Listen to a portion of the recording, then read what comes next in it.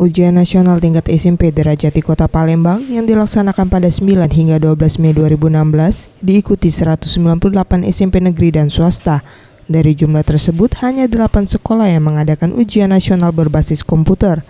Sementara sisanya hanya mengadakan ujian manual atau kertas.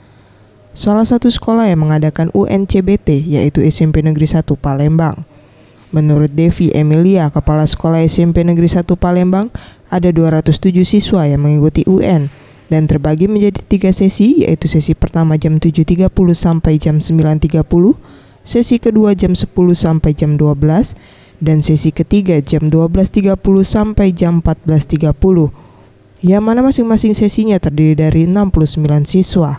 Jadi kita ada 3 sesi, masing-masing sesi itu ada 69 siswa.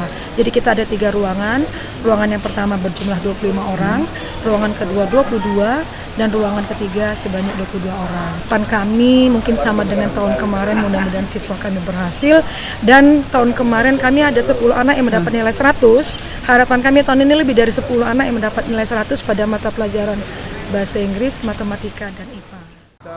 Sementara itu, Ahmad Zulinto, Kadisdikpora Palembang, saat melakukan peninjauan mengatakan ujian nasional tingkat SMP baik yang menggunakan kertas maupun komputer sejauh ini berjalan cukup baik. Diharapkan UN berjalan lancar hingga hari terakhir. Alhamdulillah dari pantauan kita ada 2 sekolah yang sudah kita pantau, SMP 13 itu untuk kertas dan SMP Negeri 1 untuk UNBK komputer.